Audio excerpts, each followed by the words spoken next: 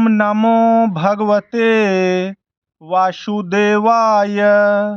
श्रीमद् भागवत महापुराण के दशम स्कंध में कालिया पर कृपा की कथा सुनाते हुए श्री सुखदेव जी कहते हैं, परीक्षित, भगवान श्री कृष्ण ने देखा कि महाविषधर कालिय नाग ने यमुना जी का जल विषैला कर दिया है। तब यमुना जी को शुद्ध करने के विचार से उन्होंने वहां से उस सर्प को निकाल दिया। राजा परीक्षित ने पूछा, ब्रह्मन, भगवान श्री कृष्ण ने यमुना जी के अगाध जल में से किस प्रकार उस सर्प का दमन किया?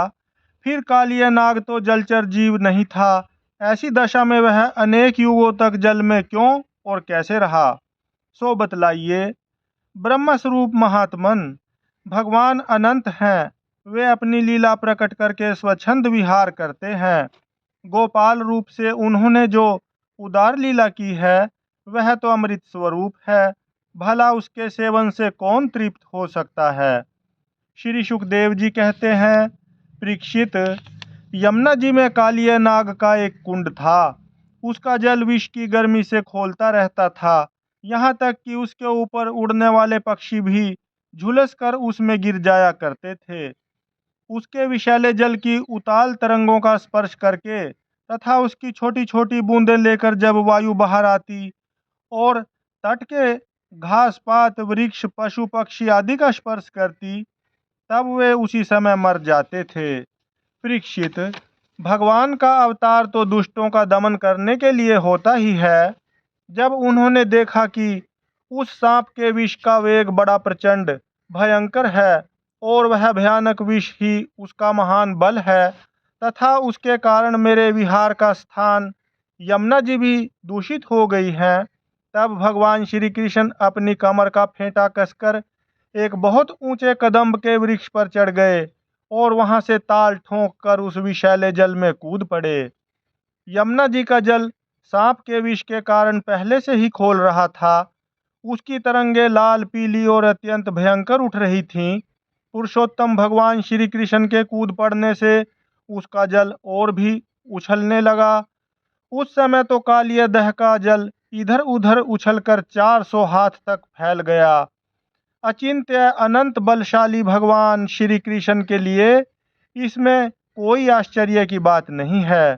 प्रिय परीक्षित, भगवान श्री कृष्ण कालिया दह में कूदकर अतुल बलशाली मत वाले गजराज के समान जल उछालने लगे। इस प्रकार जल क्रीड़ा करने पर उनकी भुजाओं की टक्कर से जल में बड़े जोर का शब्द होने लगा। आंख से ही सुनने वाले कालिया नाग ने वह आवाज सुनी और देखा कि कोई मेरे निवास स्थान का तिरस्कार कर रहा है। उसे यह सहन न हुआ। वह चिढ़कर भगवान श्री कृष्ण के सामने आ गया। उसने देखा कि सामने एक सांवला सलोना बालक है। वर्षाकालीन मेघ के समान अत्यंत सुकुमार शरीर है। उसमें लगकर आंखें हटने का नाम ही नहीं लेती। उसके वक्षस्थल पर एक सुनहली रेखा श्रीवत्स का चिन्ह है और वह पीले रंग का वस्त्र धारण किए हुए है। बड़े मधुर एवं मनोहर मुख पर मंद मंद मुस्कान अत्यंत शोभायमान हो रही है। चरण इतने सुकुमार और सुंदर हैं, मानो कमल की गद्दी हो। इतना आकर्षक रूप होने पर भी जब कालिया नाग ने देखा कि बालक तनिक भी न डरकर इस विषैले जल में मौज से खेल रहा है, तब उसका क्रोध और भी बढ़ गया। उसने श्री कृष्ण को मर्म स्थानों में डसकर अपने शरीर के बंधन से उन्हें जकड़ लिया। भगवान श्री कृष्ण नागपाश में बंधकर निश्चेष्ट हो गए। यह देखकर उनके प्यारे सखा ग्वाल बाल बहुत ही पीड़ित हुए और उसी समय दुख, पश्चाताप और भय से मूर्छित होकर पृथ्वी पर गिर पड़े, क्योंकि उन्होंने अपने शरीर, सुहृद, धन संपत्ति, स्त्री, पुत्र, भोग और कामनाएं सब कुछ भगवान श्री कृष्ण को ही समर्पित कर रखा था। गाय, बैल, बछिया और बछड़े बड़े दुख से डकराने लगे। श्री कृष्ण की ओर ही उनकी टकटकी बंध रही थी। वे डरकर इस प्रकार खड़े हो गए मानो रो रहे हों। उस समय उनका शरीर हिलता डोलता तक न था। इधर ब्रज में पृथ्वी, आकाश और शरीरों में बड़े भयंकर भयंकर तीनों प्रकार के उत्पात उठ खड़े हुए, जो इस बात की सूचना दे रहे थे कि बहुत ही शीघ्र कोई अशुभ घटना घटने वाली है। नंद बाबा आदि गोपों ने पहले तो उन अशकुनों को देखा और पीछे से यह जाना कि आज श्री कृष्ण बिना बलराम के ही गाय चराने चले गए। वे भय से व्याकुल हो गए।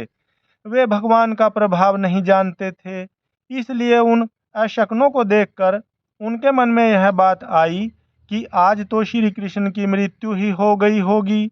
वे उसी क्षण दुख, शोक और भय से आतुर हो गए। क्यों न हो, श्री कृष्ण ही उनके प्राण, मन और सर्वस्व जो थे। प्रिय परीक्षित, व्रज के बालक, वृद्ध और स्त्रियों का स्वभाव गायों जैसा ही वात्सल्यपूर्ण था। वे मन में ऐसी बात आते ही अत्यंत दीन हो गए और अपने प्यारे कन्हैया को देखने की उत्कट लालसा से घर द्वार छोड़कर निकल पड़े। बलराम जी स्वयं भगवान के स्वरूप और सर्वशक्तिमान हैं। उन्होंने जब ब्रजवासियों को इतना कातर और इतना आतुर देखा, तब उन्हें हंसी आ गई, परंतु वे कुछ बोले नहीं, चुप ही रहे, क्योंकि वे अपने छोटे भाई श्री कृष्ण का प्रभाव भली भांति जानते थे। व्रजवासी अपने प्यारे श्री कृष्ण को ढूंढने लगे। कोई अधिक कठिनाई न हुई, क्योंकि मार्ग में उन्हें भगवान के चरण चिन्ह मिलते जाते थे, जो कमल, अंकुश आदि से युक्त होने के कारण उन्हें पहचान होती जाती थी। इस प्रकार वे यमुना तट की ओर जाने लगे। परीक्षित, मार्ग में गौओं और दूसरों के चरण चिन्हों के बीच बीच में भगवान के चरण चिन्ह भी दिख जाते थे। उनमें कमल, जौ, अंकुश, वज्र और ध्वज के चिन्ह बहुत ही स्पष्ट थे। उन्हें देखते हुए वे बहुत शीघ्रता से चले। उन्होंने दूर से ही देखा कि कालिया दह में कालिया नाग के शरीर से बंधे हुए श्री कृष्ण चेष्टाहीन हो रहे हैं। कुंड के किनारे पर ग्वाल बाल अचेत पड़े हुए हैं और गौएं, बैल, बछड़े आदि बड़े आर्त स्वर से डकरा रहे हैं। यह सब देखकर वे सब गोप अत्यंत व्याकुल और अंत में मूर्छित हो गए। गोपियों का मन अनंत गुणगण निलय भगवान श्री कृष्ण के प्रेम के रंग में रंगा हुआ था। वे तो नित्य निरंतर भगवान के सौहार्द, उनकी मधुर मुस्कान, प्रेम भरी चितवन तथा मीठी वाणी का ही स्मरण करती रहती थीं।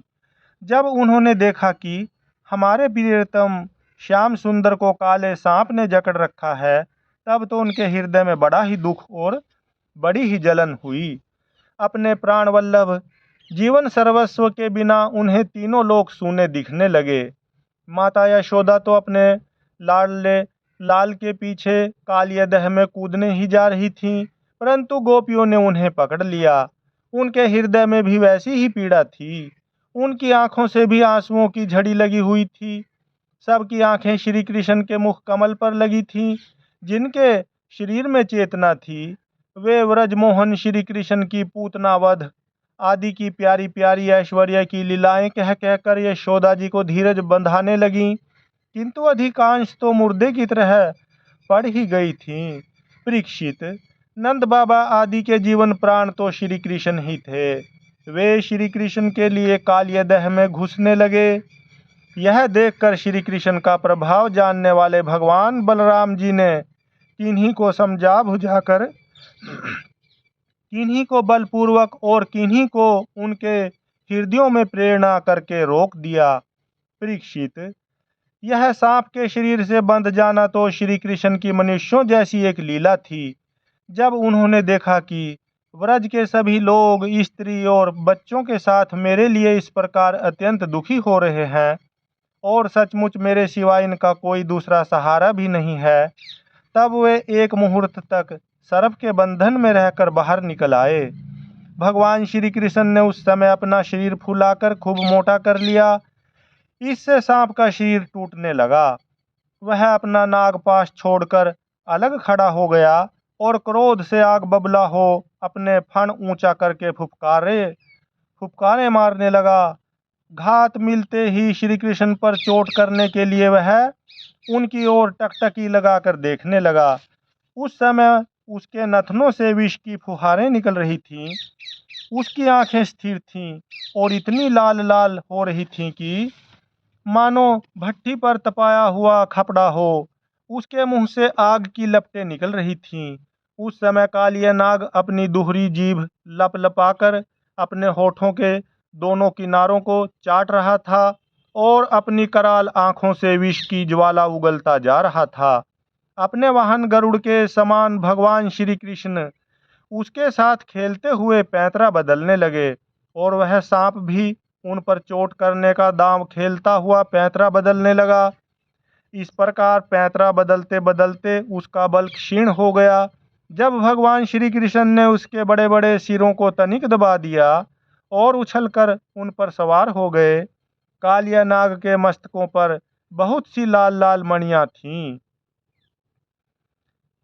उसके स्पर्श से भगवान के सुकुमार तलवों की लालिमा और भी बढ़ गई। नृत्य गान आदि समस्त कलाओं के आदि प्रवर्तक भगवान श्री कृष्ण उसके सिरों पर कलापूर्ण नृत्य करने लगे। भगवान के प्यारे भक्त गंधर्व सिद्ध देवता चारण और देवांगनाओं ने जब देखा कि भगवान नृत्य करना चाहते हैं, तब वे बड़े प्रेम से मृदंग ढोल नगाड़े आदि बाजे बजाते हुए सुंदर सुंदर गीत गाते हुए पुष्पों की वर्षा करते हुए और अपने को निछावर करते हुए भेंट ले लेकर उसी समय भगवान के पास आ पहुँचे। परीक्षित, कालिया नाग के 101 सिर थे। वह अपने सिर को नहीं झुकाता था। उसी को प्रचंड दंडधारी भगवान अपने पैरों की चोट से कुचल डालते। इससे कालिया नाग की जीवन शक्ति क्षीण हो चली। वह मुंह और नथनों से खून उगलने लगा। अंत में चक्कर काटते काटते वह बेहोश हो गया। तनिक भी चेत होता तो वह अपनी आंखों से विष उगलने लगता और क्रोध के मारे जोर जोर से फुफकारे मारने लगता। इस प्रकार वह अपने सिरों में से जिस सिर को ऊपर उठाता उसी को नाचते हुए भगवान श्री कृष्ण अपने चरणों की ठोकर से झुकाकर रौंद डालते। उस समय पुराण पुरुषोत्तम भगवान श्री कृष्ण के चरणों पर जो खून की बूंदें पड़ती थीं, उनसे ऐसा मालूम होता मानो रक्त पुष्पों से उनकी पूजा की जा रही हो। परीक्षित, भगवान के इस अद्भुत तांडव नृत्य से कालिया के फण रूप छत्ते भिन्न छिन्न भिन्न हो गए। उसका एक एक अंग चूर चूर हो गया और मुंह से खून की उल्टी होने लगी। अब उसे सारे जगत के आदि शिक्षक पुराण पुरुष भगवान नारायण की स्मृति हुई। वह मन ही मन भगवान की शरण में गया। भगवान श्री कृष्ण के उदर में संपूर्ण विश्व है, इसलिए उनके भारी बोझ से कालिया नाग के शरीर की एक एक गांठ ढीली पड़ गई। उनकी एड़ियों की चोट से उसके छत्र के समान फण छिन्न भिन्न हो गए। अपने पति की यह दशा देखकर उसकी पत्नियां भगवान की शरण में आईं। वे अत्यंत आतुर हो रही थीं। भय के मारे उनके वस्त्राभूषण अस्त व्यस्त हो रहे थे और केश की चोटियां भी बिखर रही थीं। उस समय उन साध्वी नाग पत्नियों के चित्त में बड़ी घबराहट थी। अपने बालकों को आगे करके वे पृथ्वी पर लौट गईं और हाथ जोड़कर उन्होंने समस्त प्राणियों के एकमात्र स्वामी भगवान श्री कृष्ण को प्रणाम किया। भगवान श्री कृष्ण को शरणागत वत्सल जानकर अपने अपराधी पति को छुड़ाने की इच्छा से उन्होंने उनकी शरण ग्रहण की। नागपत्नियों ने कहा, प्रभो, आपका यह अवतार ही दुष्टों को दंड देने के लिए हुआ है, इसलिए इस अपराधी को दंड देना सर्वथा उचित है। आपकी दृष्टि में शत्रु और पुत्र कोई भेदभाव नहीं है, इसलिए आप जो किसी को दंड देते हैं वह उसके पापों का प्रायश्चित कराने और उसका परम कल्याण करने के लिए ही। आपने हम लोगों पर यह बड़ा ही अनुग्रह किया। यह तो आपका कृपा प्रसाद ही है, क्योंकि आप जो दुष्टों को दंड देते हैं उससे उनके सारे पाप नष्ट हो जाते हैं। इस सर्प के अपराधी होने में तो कोई संदेह ही नहीं है। यदि यह अपराधी न होता तो इसे सर्प की योनि ही क्यों मिलती। इसलिए हम सच्चे हृदय से आपके इस क्रोध को भी आपका अनुग्रह ही समझती हैं। अवश्य ही पूर्व जन्म में इसने स्वयं मान रहित होकर और दूसरों का सम्मान करते हुए कोई बहुत बड़ी तपस्या की है, अथवा सब जीवों पर दया करते हुए इसने कोई बहुत बड़ा धर्म किया है, तभी तो आप इसके ऊपर संतुष्ट हुए हैं, क्योंकि सर्वजीव स्वरूप आपकी प्रसन्नता का यही उपाय है। भगवान, हम नहीं समझ पाती कि यह किसकी यह इसकी किस साधना का फल है, जो यह आपके चरण कमलों की धूल का स्पर्श पाने का अधिकारी हुआ है। आपके चरणों की रज इतनी दुर्लभ है कि उसके लिए आपकी अर्धांगिनी लक्ष्मी जी को भी बहुत दिनों तक समस्त भोगों का त्याग करके नियमों का पालन करते हुए तपस्या करनी पड़ी थी। प्रभो, जो आपके चरणों की धूल की शरण ले लेते हैं, वे भक्तजन स्वर्ग का राज्य या पृथ्वी की बादशाही नहीं चाहते, न वे रसातल का ही राज्य चाहते और न तो ब्रह्मा का पद ही लेना चाहते हैं। उन्हें अणिमादि योग सिद्धियों की भी चाह नहीं होती, यहाँ तक कि वे जन्म मृत्यु से छुड़ाने वाले कैवल्य मोक्ष की भी इच्छा नहीं करते। स्वामी, यह नागराज तमोगुणी योनि में उत्पन्न हुआ है और अत्यंत क्रोधी है, फिर भी इसे आपकी वह परम पवित्र चरण रज प्राप्त हुई, जो दूसरों के लिए सर्वथा दुर्लभ है, तथा जिसको प्राप्त करने की इच्छा मात्र से ही संसार चक्र में पड़े हुए जीव को संसार के वैभव संपत्ति की तो बात ही क्या, मोक्ष की भी प्राप्ति हो जाती है। प्रभो, हम आपको प्रणाम करती हैं। आप अनंत एवं अचिंत्य ऐश्वर्य के नित्य निधि हैं। आप सबके अंतःकरणों में विराजमान होने पर भी अनंत हैं। आप समस्त प्राणियों और पदार्थों के आश्रय तथा सब पदार्थों के रूप में भी विद्यमान हैं। आप प्रकृति से परे स्वयं परमात्मा हैं। आप सब प्रकार के ज्ञान और अनुभवों के खजाने हैं। आपकी महिमा और शक्ति अनंत है। आपका स्वरूप अपराकृत दिव्य चिन्मय है। प्राकृतिक गुणों एवं विकारों का आप कभी स्पर्श ही नहीं करते। आप ही ब्रह्मा हैं। हम आपको नमस्कार कर रही हैं। आप प्रकृति में क्षोभ उत्पन्न करने वाले काल हैं। काल शक्ति के आश्रय हैं और काल के क्षण कल्प आदि समस्त अवयवों के साक्षी हैं। आप विश्वरूप होते हुए भी उससे अलग रहकर उसके दृष्टा हैं। आप उसके बनाने वाले निमित्त कारण तो हैं ही, उसके रूप में बनने वाले उपादान कारण भी हैं। प्रभो, पंचभूत, उनकी तन्मात्राएं, इंद्रियां, प्राण, मन, बुद्धि और इन सब का खजाना चित्त, ये सब आप ही हैं। तीनों गुण और उनके कार्यों में होने वाले अभिमान के द्वारा आपने अपने साक्षात्कार को छिपा रखा है। आप देश, काल और वस्तुओं की सीमा से बाहर अनंत हैं, सूक्ष्म से भी सूक्ष्म और कार्य कारणों के समस्त विकारों में भी एक रस, विकार रहित और सर्वज्ञ है। ईश्वर है कि नहीं, ईश्वर हैं कि नहीं हैं, सर्वज्ञ हैं कि अल्पज्ञ इत्यादि अनेक मतभेदों के अनुसार आप उन मतवादियों को उन्हीं उन्हीं रूपों में दर्शन देते हैं। समस्त शब्दों के अर्थ के रूप में तो आप हैं ही, शब्दों के रूप में भी हैं, तथा उन दोनों का संबंध जोड़ने वाली शक्ति भी आप ही हैं। हम आपको नमस्कार करती हैं। प्रत्यक्ष, अनुमान आदि जितने भी प्रमाण हैं, उनको प्रमाणित करने वाले मूल आप ही हैं। समस्त शास्त्र आपसे ही निकले हैं और आपका ज्ञान स्वतः सिद्ध है। आप ही मन को लगाने की विधि के रूप में और उसको सब कहीं से हटा लेने की आज्ञा के रूप में प्रवृत्ति मार्ग और निवृत्ति मार्ग हैं। इन दोनों के मूल वेद भी स्वयं आप ही हैं। हम आपको बार बार नमस्कार करती हैं। आप शुद्ध सत्वमय वसुदेव के पुत्र वासुदेव, संकर्षण एवं प्रद्युम्न और अनिरुद्ध भी हैं। इस प्रकार चतुर्व्यूह के रूप में आप भक्तों तथा यादवों के स्वामी हैं। श्री कृष्ण, हम आपको नमस्कार करती हैं। आप अंतःकरण और उसकी वृत्तियों के प्रकाशक हैं और उन्हीं के द्वारा अपने आप को ढक रखते हैं। उन अंतःकरण और वृत्तियों के द्वारा ही आपके स्वरूप का कुछ कुछ संकेत भी मिलता है। आप उन गुणों और उनकी वृत्तियों के साक्षी एवं स्वयं प्रकाश हैं। हम आपको नमस्कार करती हैं। आप मूल प्रकृति में नित्य विहार करते रहते हैं। समस्त स्थूल और सूक्ष्म जगत की सिद्धि आपसे ही होती है। ऋषिकेश, आप मननशील आत्माराम हैं। मौन ही आपका स्वभाव है।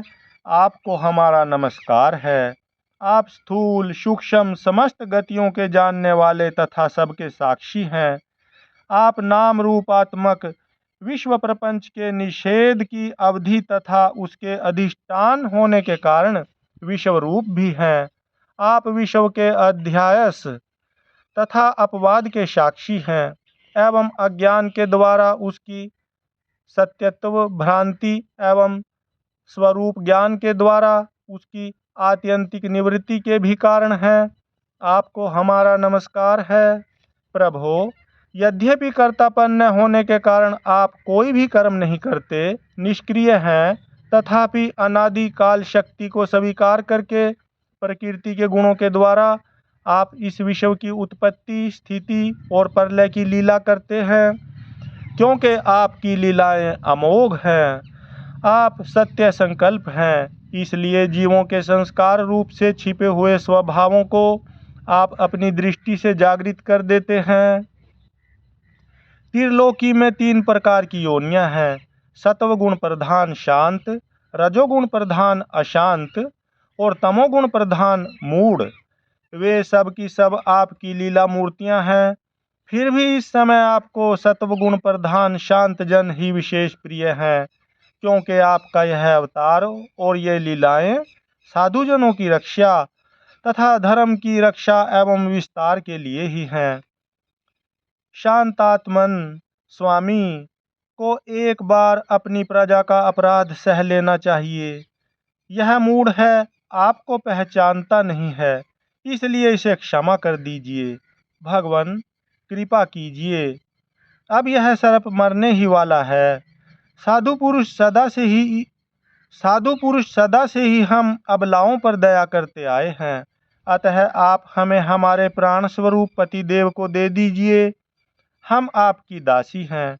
हमें आप आज्ञा दीजिए, आपकी क्या सेवा करें, क्योंकि जो श्रद्धा के साथ आपकी आज्ञाओं का पालन आपकी सेवा करता है, वह सब प्रकार के भयों से छुटकारा पा जाता है।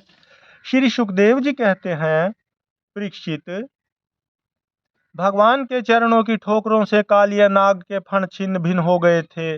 वह बेसुध हो रहा था। जब नाग पत्नियों ने इस प्रकार भगवान की स्तुति की, तब उन्होंने दया करके उसे छोड़ दिया।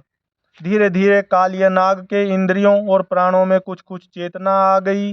वह बड़ी कठिनाई से श्वास लेने लगा और थोड़ी देर के बाद बड़ी दीनता से हाथ जोड़कर भगवान श्री कृष्ण से इस प्रकार बोला।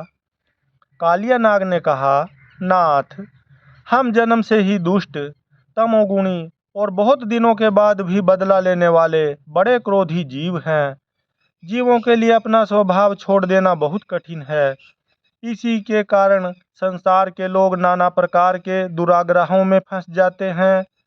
विश्व विधाता, आपने ही गुणों के भेद से इस जगत में नाना प्रकार के स्वभाव, वीर्य, बल, योनि, बीज, चित्त और आकृतियों का निर्माण किया है। भगवान, आपकी ही सृष्टि में हम सर्प भी हैं। हम जन्म से ही बड़े क्रोधी होते हैं। हम इस माया के चक्कर में स्वयं मोहित हो रहे हैं। फिर अपने प्रयत्न से इस दुस्तज्य माया का त्याग कैसे करें? आप सर्वज्ञ और संपूर्ण जगत के स्वामी हैं। आप ही हमारे स्वभाव और इस माया के कारण हैं।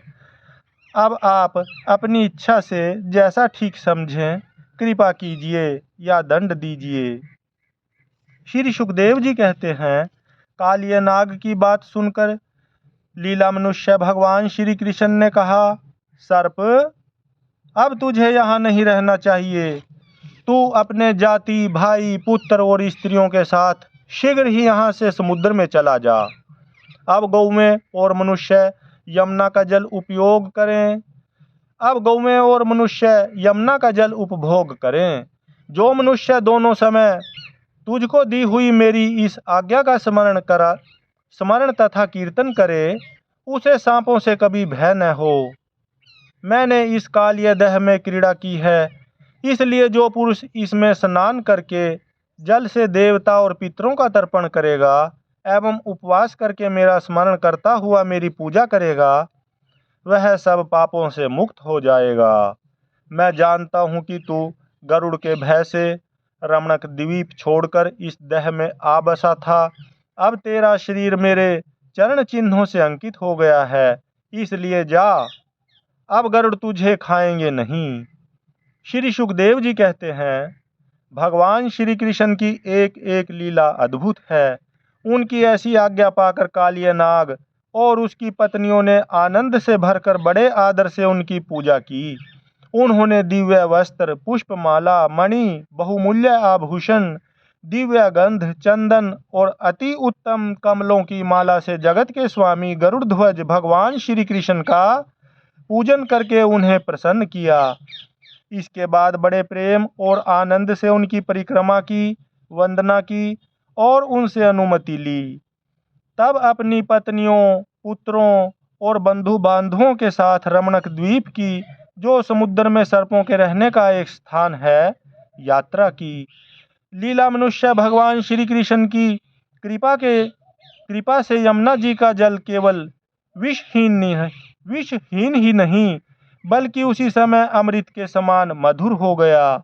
हरि ओम तत्सत, हरि ओम तत्सत, हरि ओम तत्सत, हरि ओम तत्सत।